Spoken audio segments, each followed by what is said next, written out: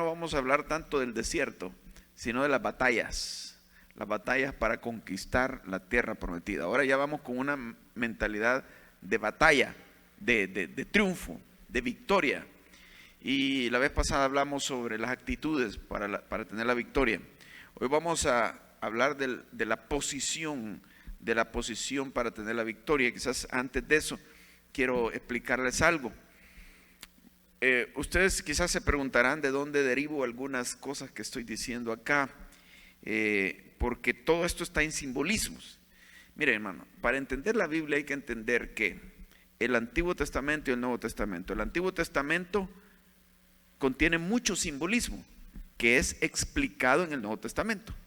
El Espíritu Santo, a través de los autores, de los escritores del Nuevo Testamento, nos explica qué significa muchas de las cosas que están en el Antiguo, que está encerrado en las ceremonias, en los sacrificios, en las fiestas judías, en los eventos que se suceden en el Antiguo Testamento, en los personajes del Antiguo Testamento, qué simbolizan, qué representan. Entonces, la Biblia también le llama que lo que está en el Antiguo Testamento es sombra de lo que ha de venir, es sombra. O sea, no son las verdades en sí, sino son una sombra, como cuando alguien ve tu sombra. Eres tú, pero no eres exactamente tú. Entonces, el Antiguo Testamento, ejemplo de eso, uno de los ejemplos, porque hay muchos más. El tabernáculo que construye Moisés, en realidad es una sombra, es un simbolismo de un tabernáculo, de un templo celestial que hay allá en la patria celestial, en el cielo. Entonces a Moisés se le dijo: haz esto en réplica de lo que te ha sido mostrado en el monte. Este es un ejemplo. El cordero, por ejemplo, el cordero que se sacrifica según las ordenanzas de la ley, ¿qué simboliza? Los sacrificios, ¿qué simbolizan? A Jesucristo.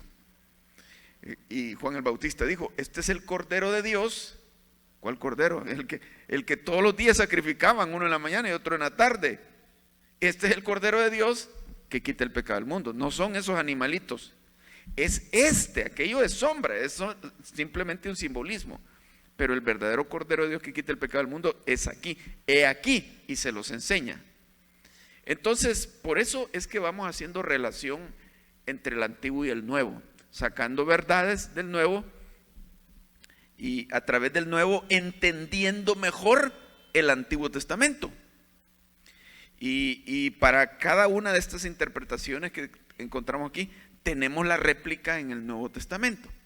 Ahora, en esta noche vamos a hablar de verdades acerca de la conquista, de la victoria, pero que están de forma simbólica en este evento que estamos examinando, que es el evento cuando los hebreos cruzan el mar, el río Jordán. El cruce del Mar Rojo fue antes, al salir de Egipto. Ahora están cruzando el río Jordán al salir ¿de dónde? Del desierto. Es otra etapa la que van a vivir. Es un tiempo bien especial, un tiempo crítico acá, en este momento. Son decisiones radicales que se están tomando para pasar a otra etapa en la vida. Así como hay que tomar la decisión radical para pasar del desierto a Canaán, así de la vida en derrota para pasar a la vida en victoria. Ya están preparados, porque no siempre estamos preparados para pasar para la vida victoriosa que tenemos en Cristo. Sí la tenemos, Él nos la ha dado, pero nosotros no estamos preparados para creerle de forma plena, hasta pasar por un proceso, como es el proceso que pasaron en el desierto. Pero entonces veamos aquí en Josué, capítulo 3, versículo 7. Entonces Jehová dijo a Josué: desde este día comenzaré a engrandecerte delante de los ojos de todo Israel, para que entiendan que como estuve con Moisés, así estaré contigo. Tú pues mandarás a los sacerdotes que llevan el arca del pacto, diciendo: cuando hayáis entrado hasta el borde del agua del Jordán, pararéis en el Jordán.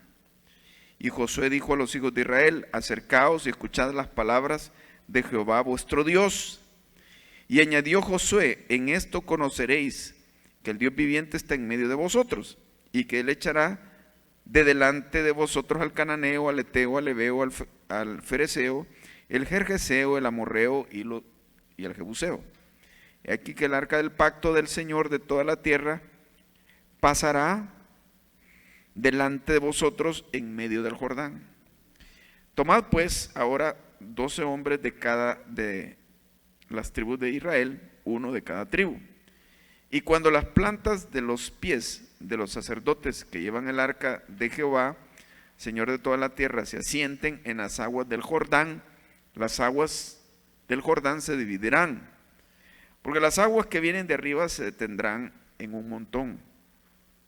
Y aconteció cuando partió el pueblo de sus tiendas para pasar el Jordán con los sacerdotes delante del pueblo, llevando el arca del pacto, cuando los que llevaban el arca entraron en el Jordán y los pies de los sacerdotes que llevaban el arca fueron mojados a la orilla del agua, porque el Jordán suele desbordarse por todas sus orillas, todo el tiempo la siega.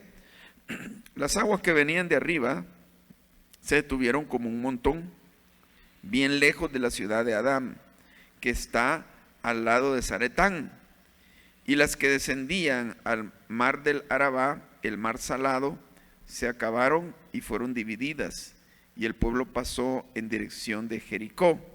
Mas los sacerdotes que llevaban el arca del pacto de Jehová estuvieron en seco, firme en medio del Jordán, hasta que todo el pueblo hubo acabado de pasar el Jordán, y todo Israel pasó en seco. Claro, esta historia ya venía desde antes, desde el versículo 1, cuando Dios les dio el mandato de cruzar, pero aquí hay una ceremonia bien importante, hay cosas muy interesantes y nos preguntamos qué estará significando esto de acá. Entonces les dijo: miren, van a observar el arca del pacto, y señala el arca del pacto, la llevan los sacerdotes. Los sacerdotes van a entrar al río. Cuando ellos planten sus pies en el río, entonces el río se va a dividir y las aguas que vienen de arriba se van a amontonar y se va a secar el resto del río. Entonces esto va a ser la señal para que ustedes pasen, pero no se acerquen al arca, no se acerquen al arca. Tienen que estar a una buena distancia del arca, pero todos viendo el arca que la llevan los sacerdotes. Ahora, uno se pregunta, ¿qué significa todo esto? ¿Por qué? Bueno, Dios sabrá por qué lo hizo así. Pero ese es el simbolismo que quiero compartir, y encuentro más cosas que sería muy largo compartir todo lo que hay ahí, ¿verdad? Pero vamos por partes. Ahora, ustedes pueden notar algo acá, es como Dios está colocando, está posicionando a todo el pueblo para la entrada a la victoria. Todo tiene que estar en su posición. Si pierden su posición, va como un ejército, ¿verdad?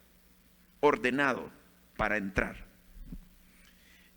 Simbólicamente, hermanos, ¿de qué nos habla la Biblia en el Nuevo Testamento?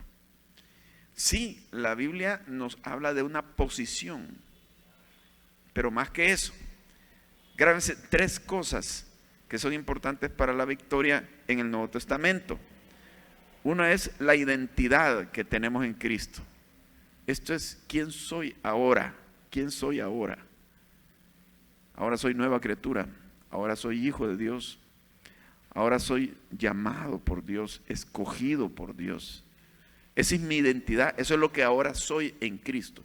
Antes era un pecador desgraciado, malvado, perdido, impío y todo lo que le quieran poner. Ahora no. Ahora soy nueva criatura. Esa es mi identidad. Pero hay otra cosa que se llama la posición. Entonces, ahora, ¿a dónde estoy? ¿A dónde estoy? La Biblia nos dice estamos sentados en los lugares celestiales en Cristo. Estamos sentados juntamente con Cristo en los lugares celestiales. Sobre todo poderío, sobre todo nombre, estoy ahí. Estoy bendecido con toda bendición en los lugares celestiales en Cristo. Esa es mi posición. Entonces, la victoria tiene que ver que yo creo eso, que yo lo reconozco, porque el diablo viene y me ataca y dice, me hace ver que yo estoy en una posición de perdedor. Y no, la Biblia dice, somos más que vencedores por medio de Cristo. Entonces, si yo pienso como antes, no me voy a apropiar de lo que ahora soy en Cristo, de todo lo que, de la posición en la que estoy. Y lo otro se llama posesión, identidad, posición y posesión. Posesión es lo que ahora tengo en Cristo. ¿Qué tengo en Cristo? Por ejemplo, ¿qué tengo? ¿Alguien me da alguna solución a la pregunta? ¿Qué tenemos en Cristo?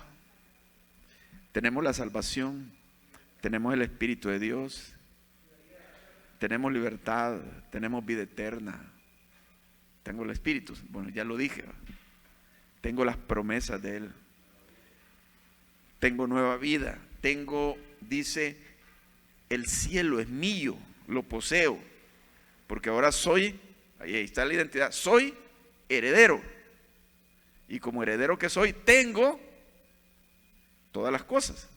La palabra dice, todo es vuestro, que todo es de nosotros y vosotros de Cristo. Entonces, el reconocer todas esas maravillas es algo que los que salieron de Egipto no lo quisieron hacer. Ellos siguieron pensando que eran esclavos, o sea, una identidad bien baja. Seguían pensando en que Dios los había llevado ahí para matarlos al desierto. O sea, su posición era de perdedores, de esclavos. Y no creían que Dios les iba a dar la tierra prometida. Todo eso los hizo que cuando Dios los llevó y les dijo, van a entrar a esta tierra, mandó a los 2 espías, no le creyeron a Josué y Caleb, sino que más se aliaron con los negativistas, porque siempre encontramos gente muy incrédula y negativa, se aliaron con ellos y perdieron la oportunidad de entrar a la tierra. Entonces, para poder tener la vida victoriosa tenemos que cambiar de mentalidad y apropiarnos de lo que somos, de dónde estamos y de lo que poseemos en Cristo.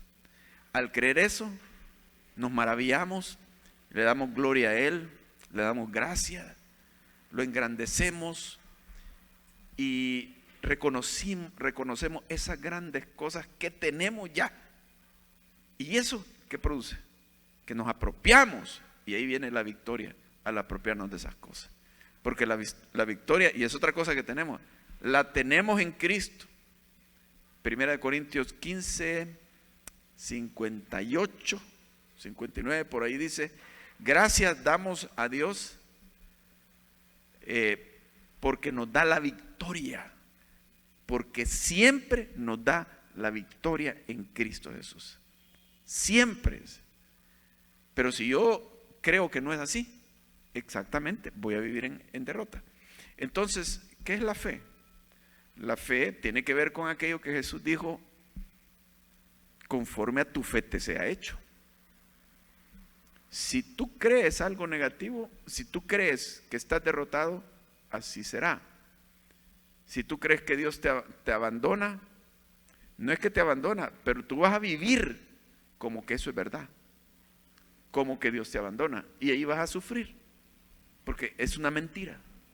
Entonces la fe es darse cuenta de la verdad, creerla, y la verdad nos hace libres, y la verdad nos da la victoria. Ahora, veamos esta posición que tienen ellos. Lo primero que quiero destacar es por qué Dios mandó el arca. Y me llama mucho la atención porque Él la expone como el arca del pacto. Y aquí es donde vamos a ver lo primero que quiero destacar acá. Si me ayudan a pasar las diapositivas porque se ha quedado trabado.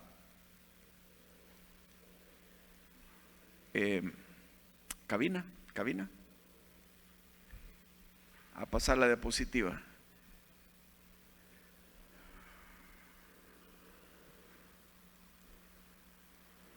Ok, bueno, en lo que lo encuentran. Lo primero que quiero destacar es aquí, nuestra posición, nuestra ubicación es dentro de un pacto. Ellos quieren que vean, Dios quiere que vean el arca del pacto.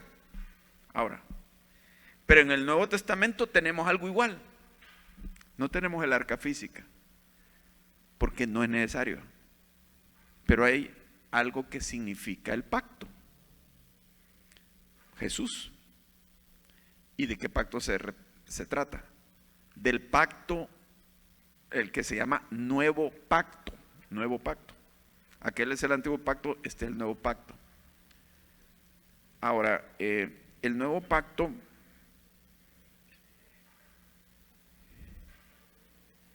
es el pacto de la gracia de Dios.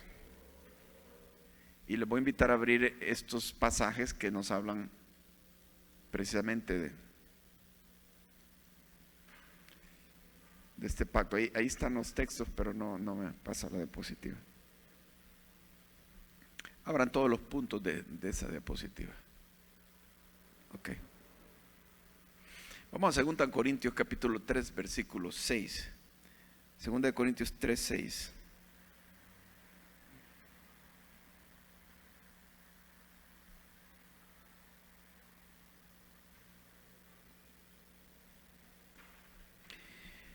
Nuevo pacto, el cual asimismo nos hizo ministros competentes de un nuevo pacto, no de la letra sino del espíritu, porque la letra mata, mas el espíritu vivifica. Ellos vivían bajo un pacto de letra y ellos no triunfaron. Ahora Dios nos sustituyó el pacto. El nuevo pacto tiene que ver con que Cristo nos salvó primero. Cristo es el que nos da la victoria. Y en esto yo le digo, usted ya tiene la victoria. Pero si usted es derrotado es porque no se ha dado cuenta que tiene la victoria. Lo que tiene es o ignorancia o mentiras en la cabeza. Porque Dios nos da la victoria en Cristo Jesús. Nos ha hecho más que vencedores. Entonces yo lo tengo que creer para apropiarlo. Porque la victoria en el nuevo pacto no depende de mí, sino que depende de Cristo. Entonces nos hizo ministros de un nuevo pacto, no de la letra. Usted tiene el Espíritu Santo, sino del Espíritu. Está dentro de usted. Y Él es el que le da la victoria. ¿Qué tenemos que hacer? Es seguirlo, es ser controlados por Él. Así como los israelitas van viendo el arca, dice, y por donde vaya el arca, ahí van ustedes. Porque ustedes no han pasado antes por este camino. Pero el arca los va a guiar por donde tienen que ir. El Espíritu Santo nos habla a nuestro espíritu, haciéndonos entender la palabra de Dios, hablándonos. No nos va a hablar con una voz audible, pero nos va a hablar en el corazón, en nuestro entendimiento espiritual, y nosotros tenemos que desarrollar eso. Ahora, Hebreos capítulo 8, versículo 6. Estamos resumiendo esto porque esto ya es tema para más enseñanza. Entonces, Hebreos capítulo 8, versículo 6, nos dice así. De nuevo, aquí reconfirmándoles lo que es figura, dice en el capítulo 8, versículo 5, los cuales sirven a lo que es figura y sombra de las cosas celestiales, como se le advirtió a Moisés cuando iba a erigir el tabernáculo, diciéndole: mira, haz todas las cosas conforme al modelo que se te mostró en el monte. Pero ahora tanto mejor ministerio es el suyo, el de Cristo, cuanto es mediador de un mejor pacto, establecido sobre mejores promesas. Porque si aquel primero hubiera sido sin defecto, ciertamente no se hubiera procurado lugar para el segundo, porque reprendiéndole dice: y aquí vienen días, dice el Señor, en que estableceré con la casa de Israel y la casa de Judá un nuevo pacto, no como el pacto que hice con sus padres, el día que los tomé de la mano para sacarlos de la tierra de Egipto, porque ellos no permanecieron en mi pacto y yo me desentendí de ellos, dice el Señor. Por lo cual ese es el pacto que haré con la casa de Israel después de aquellos días, dice el Señor. Pondré mis leyes en la mente de ellos y sobre su corazón les escribiré, y seré a ellos por Dios y ellos me serán a mí por pueblo. Y ninguno enseñará a su prójimo ni ninguno a su hermano diciendo: conoce al Señor, porque todos me conocerán, desde el menor hasta el mayor de ellos, porque seré propicio a sus injusticias y nunca más me acordaré de sus pecados y de sus iniquidades. Cuando uno anda culpa en su corazón, uno es derrotado, y el diablo también es pintado en la Biblia como el acusador. El diablo hace este juego: te tienta, ven, hazlo, y cuando caes te empieza a acusar y ahí te derrotó. Para tener la victoria hay que tener conciencia del nuevo pacto, que es que mis pecados son perdonados. Y como decía el hermano que estaba dirigiendo hoy, no es que no cometamos pecado y que no lo reconocemos, pero hay abundante gracia en Dios, que si confesamos nuestro pecado, Él es fiel y justo para perdonarnos y limpiarnos de toda maldad. En el antiguo pacto sí había serio problema. Claro, Dios te perdonaba, pero en un sentido tenías que comprar un cordero y sacrificarlo para que te fuera perdonado el pecado. Ahora el cordero ya fue sacrificado, entonces nos podemos apropiar de su perdón.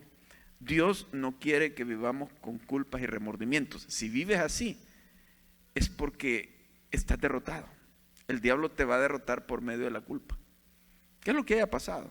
Tienes que tirarlo. Remordimiento del pasado, claro, nos lamentamos, hubiera querido conocer a Cristo mejor, le fallé, etcétera. Puede estar ahí dentro, pero no lo tienes que cargar. ¿Por qué? Porque ya fuiste perdonado. Y cuando tu corazón reposa en la gracia de Dios, tienes victoria, te sientes animado. Entonces ahora estamos bajo ese nuevo pacto, y solo ahí, en ese nuevo pacto, tenemos ya la victoria en Cristo. Otra segunda cosa que quiero destacar acá es que nuestra posición es bajo un nuevo liderazgo, que es Jesús. Dios le hace la referencia a que ya Moisés había muerto. Se la hace a Josué también en el capítulo 1. Mi siervo Moisés murió. Ahora levántate y mete este pueblo a la tierra prometida. Como decimos que se le llama tipos a ciertos personajes del Antiguo Testamento que se comparan con Jesús, son un símbolo de Jesús, no que sean igual a Jesús.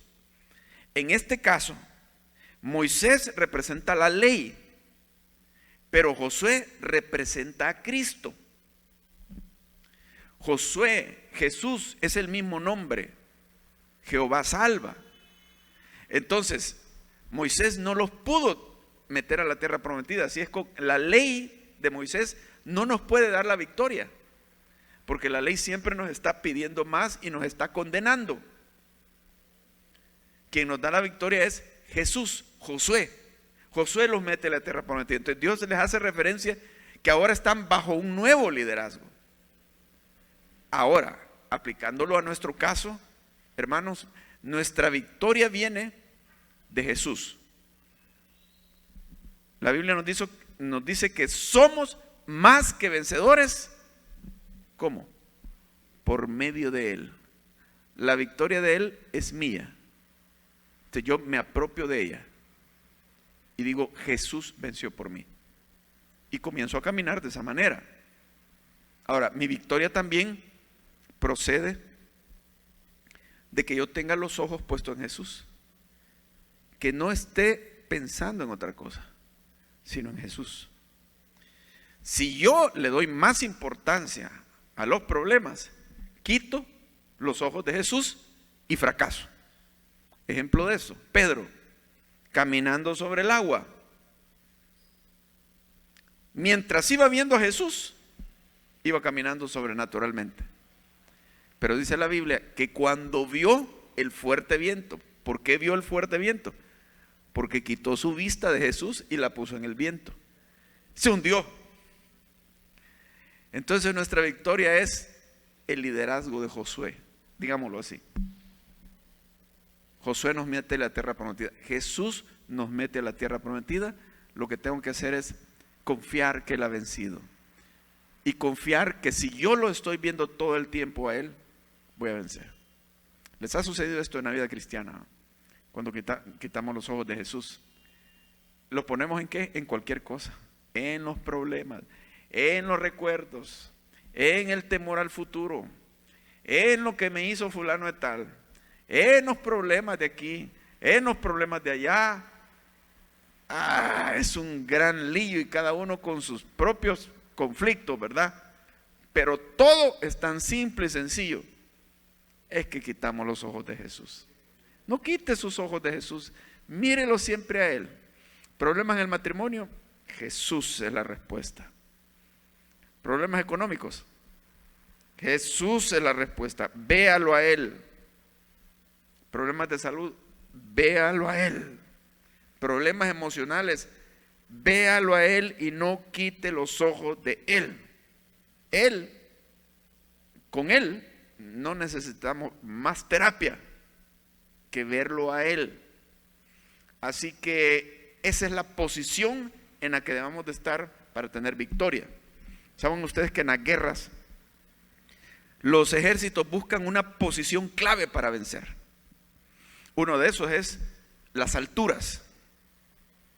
Y allí es donde construyeron en otras épocas castillos y fortalezas en las alturas, en una loma, en un cerro, porque es difícil que los conquisten. Y desde ahí más fácilmente que se defiendan y ataquen. Esa es una posición estratégica de victoria.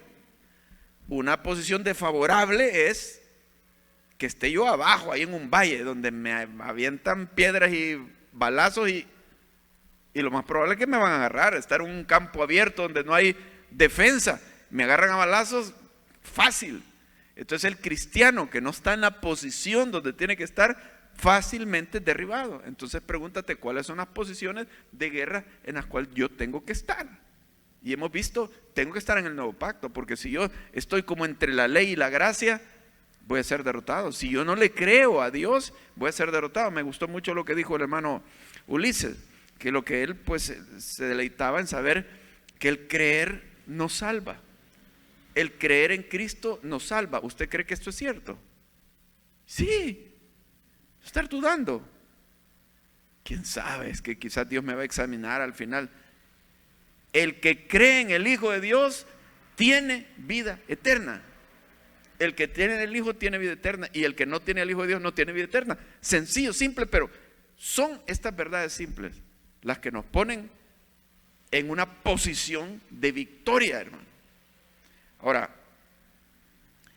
esa posición es maravillosa. Ver simplemente a nuestro Señor, y es lo que se llama la vida cristocéntrica. Hace años ahí platicaba con un sereno, vivíamos en la colonia Miramonte, ponía a platicar con un sereno ahí que cuidaba en la noche. Entonces él me enseñó un truco y andaba con su bastón ahí. Quíteme este bastón. Él le puso las manos y yo puse las manos y empezamos a hacer fuerza. Nunca se lo pude quitar, y él rápidamente hacía su movimiento y me lo quitaba, pero fácilmente me doblegaba las manos. Es por esto. Está el bastón. Yo pongo mis manos a los extremos, y el problema es que los está poniendo en el centro del bastón. Entonces solo le hago esto, mire, y le hacía así, me quitaba el bastón en menos de un segundo. Siempre va a perder una batalla así, una lucha, porque está poniendo mal las manos, su posición está mal. Entonces, para un combate tiene que estar usted en la posición que debe de ser. Es lo mismo que sucede con nosotros como cristianos. ¿En qué posición estoy? ¿En qué terreno estoy yo luchando? Si el diablo me trata de sacar de mi posición, venite para acá, pues, vení. Porque él sabe que hay en ciertos territorios que él no puede luchar, va a ser derrotado. Pero me saca porque él sabe que en ciertos territorios yo voy a ser derrotado. Y hemos visto dos. Si él logra sacarme de la gracia de Dios, entonces empiezo a confiar en mí mismo y ahí me mata. Si él logra que yo quite los ojos de Jesús, ya me metió a su territorio. Y ahí, por más terapias que reciba y por más psiquiatras y psicólogos, no voy a poder salir, porque es una batalla espiritual la que hay. Otra cosa que quiero destacar acá también: tenemos que estar ubicados para una decisión radical. O sea, nosotros, es como en los ejércitos, el que está peleando una batalla y aquí van a una conquista, si digamos tiene temores y no está dispuesto al sacrificio, lo más probable es que va a ser derrotado. Eso es, cuando se mete alguien a un ejército, tiene que saber que ahí disparan balas de verdad y que está dispuesto a desvelarse y un montón de cosas de ese tipo. Ahora, ¿cómo lo relacionamos aquí con nuestra historia? Miren, están a punto de tomar una decisión bien trascendental. Uno es que van a dejar el desierto y van a pasar a una tierra que fluye leche y miel. Y por eso hay un antes, un hasta aquí y un futuro, que Dios lo está delimitando con el río Jordán. Ese río Jordán es muy significativo, porque la decisión que tomen ahí va a influir en todo. Ellos podrían decir: no lo vamos a cruzar, como hicieron hacía 40 años, o dijeron: sí, estamos dispuestos, pero sepan que nomás pasen el río Jordán, se vienen batallas. Van a estar en la tierra prometida, pero se viene guerra, nomás lo pasen. O prefieren andar vagando largas extensiones, reseco todo aquello, y año tras año vagabundeando, o van a ser ahora dueños, pero va a haber guerra. Es cuando el cristiano se plantea: ¿sigo dudando o me decido a confiar? Esto es como cuando se van a casar dos que ya andan de novios, ¿va? Andan de novios y puede ser como de amigos con derecho, digamos. Allá andan y no deciden, ahí están. Pero llega un momento en que se tiene que definir, ¿va? Tal vez la mujer le dice: ajá, ¿y para cuándo? ¿Y de esto qué va a salir? ¿Para dónde vamos? Y el hombre tiene que decir: ¿me comprometo o no me comprometo? ¿Ah? Cuando dice: pues me comprometo, va, fecha. Ok, fecha. Y planes ya. No digo fecha el otro mes, va. Puede ser que haya más. ¿Cuándo es que se van a casar? Cuando lo deciden. En nuestro caso, podemos andar con dudas y cosas. Y ahí estamos, años. Hasta que llega un momento en que el cristiano, por alguna razón, se rinde. Por alguna razón, y yo me atrevería a adivinar qué razón. Porque ya está cansado de vivir en el desierto, en la duda, en la derrota, en la apatía. Dios está tratando con él y sabe que Dios le pide una decisión radical. Duele, puede ser, porque sabe que tiene que dejar algunas cosas. Así como cuando recibió a Cristo, ¿verdad? ¿Quiere recibir a Cristo? No, más adelante, quizás cuando ya esté viejo, ya, y se va a estar. No, quizás más adelante cuando sienta algo. Jamás lo va a hacer. Tiene que decidirlo un día y una hora y un minuto específico donde recibió a Cristo. Por eso cuando se evangelice y uno le pregunta a una persona, ¿y usted ya recibió a Cristo? No, si yo siempre lo he recibido. Dice. Nosotros no lo entendemos, porque cuando lo recibió, no, siempre desde pequeño. Entonces a nosotros nos entra la duda, no ha aceptado a Cristo. Es la misma cosa. Entonces uno debe preguntarse, ¿cuándo voy a tomar la decisión de entregarle todo al Señor?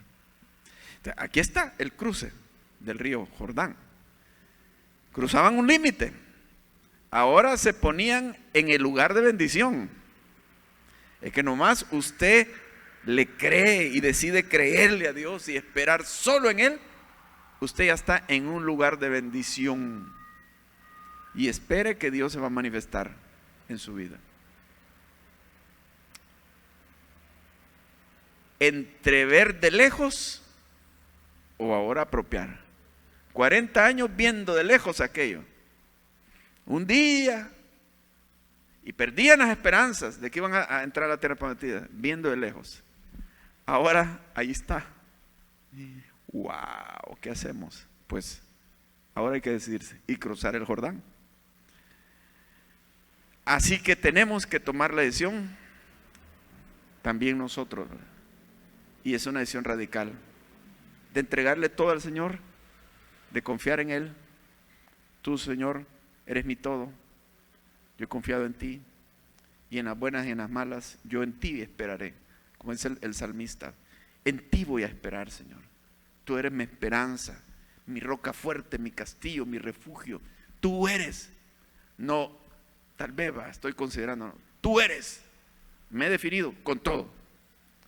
Que dicen que cuando venían los españoles, si mal no recuerdo esta historia, llegaron a las tierras mexicanas y se propusieron conquistar. Claro, esto es sangriento y no estoy diciendo que justificando la conquista sangrienta de los españoles, sino que destacando estos aspectos de que nosotros podemos aplicar para las cosas correctas, la obra de Dios. Y entonces Hernán Cortés se decidió a que se iban a meter a todo el territorio, a llegar hasta el corazón de ese imperio y lo iban a conquistar. Y lo que hizo es que le cortó los lazos a los barcos para que se fueran y no caer en la tentación aquella de que no, esto está muy feo y regresar a los barcos, mejor regresémonos a España. No, ya no había retroceso. ¿Cómo estás con Jesús? ¿Todavía tienes retroceso? ¿O vas en retroceso? ¿O estás detenido? ¿Crees que es Jesús suficiente digno para que confíes toda tu vida y tus decisiones en Él? Sí, hermano, sí. Algunos han experimentado solo el desierto y no han experimentado la tierra prometida. Y lo último, ubicados tras los testigos. Esa es nuestra posición. Miren, ¿cómo va? Les da la orden el Señor. Los sacerdotes van a llevar el arca. Ustedes van a ir detrás de ellos. Y los sacerdotes, cuando se planten, se divide el río y ustedes van a pasar. O sea, eran clave los sacerdotes. Pero ellos comenzaron yendo delante del pueblo. Y después esperaron a que todo el pueblo pasaba. O sea, ellos llevaban en sus hombros una gran responsabilidad, que era el arca del pacto. ¿Con qué lo podemos comparar en el Nuevo Testamento? Esto, hermano. Hay textos que nos hablan de que hay otros que ya caminaron delante de nosotros en la fe y tuvieron victoria. Hay otros que Dios los escogió igual que a nosotros y les encargó algo tan precioso como es la responsabilidad de llevar la Biblia, la palabra de Dios. Y ahora nosotros gozamos de los beneficios de lo que ellos vivieron, y algunos murieron hasta como mártires, sacrificados. Pero nosotros gozamos el beneficio de recibir la palabra y el ejemplo de ellos. Hay vidas muy, muy retadoras en la Escritura y también fuera de la Escritura, en toda la historia de la iglesia en estos siglos. Tiene muchos héroes que nosotros debemos de considerar. Estos son los testigos. ¿Qué nos dice la Escritura? Por ejemplo, hay dos textos que voy a utilizar acá.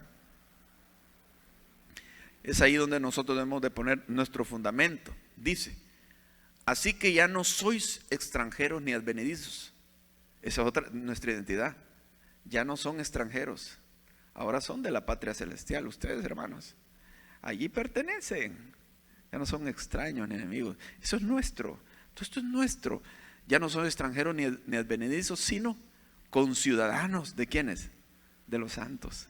Todos los que están en el cielo y glorioso, y que los vamos a ver y vamos a compartir, y de todos los siglos y los mártires, todos somos conciudadanos, somos parte de aquello ahora nosotros. Mucho mejor, hermano, que ser ciudadano del Salvador.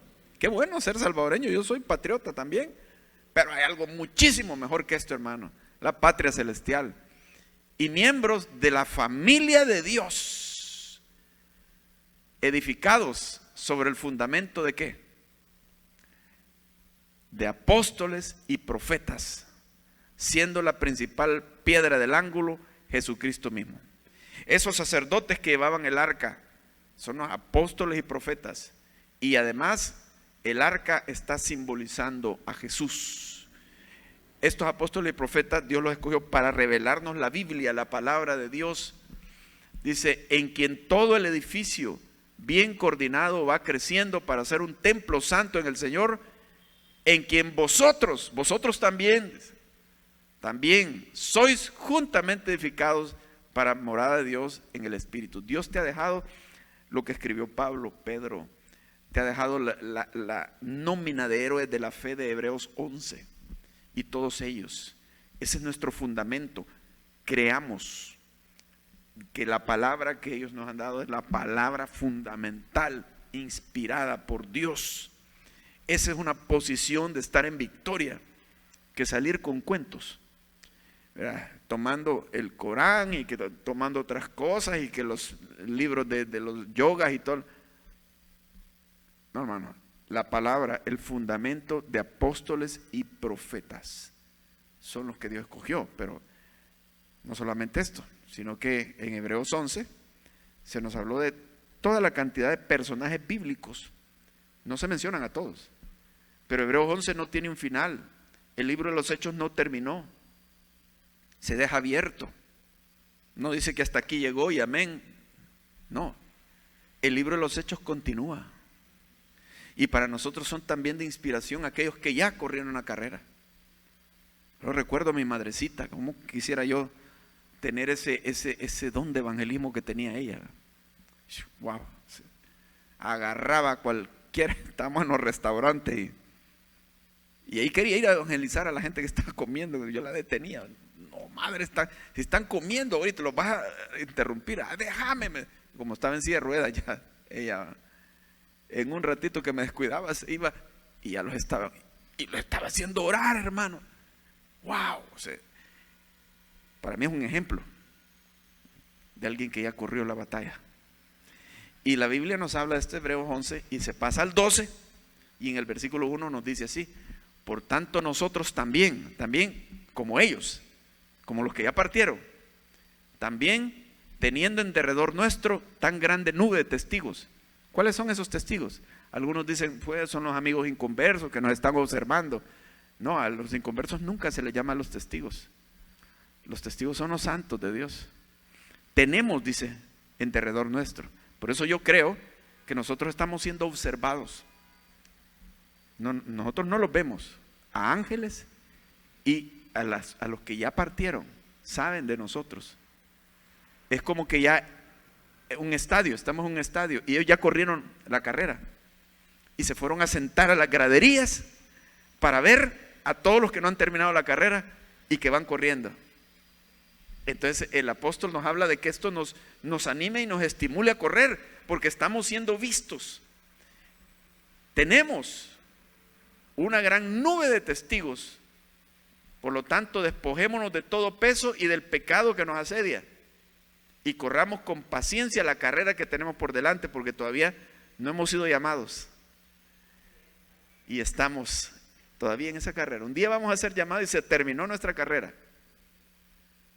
Entonces dice, corramos con paciencia la carrera que tenemos por delante. ¿Cómo? En esta posición. Nuestros ojos puestos en Jesús, el autor y consumador de la fe. Tenemos la victoria en Cristo, hermano. Vamos a orar. Padre, gracias, gracias. Te pido que tú estés dando entendimiento y discernimiento a cada uno para poder entender cómo nos estás hablando a través de esta palabra y de todas las prédicas que se dan, Padre. Gracias por habernos traído, bendícenos, llévanos en paz a casa y ayúdanos a mantener nuestra mirada puesta en ti y apropiar de la gran victoria que tenemos en Cristo Jesús. En el nombre de Jesús, amén.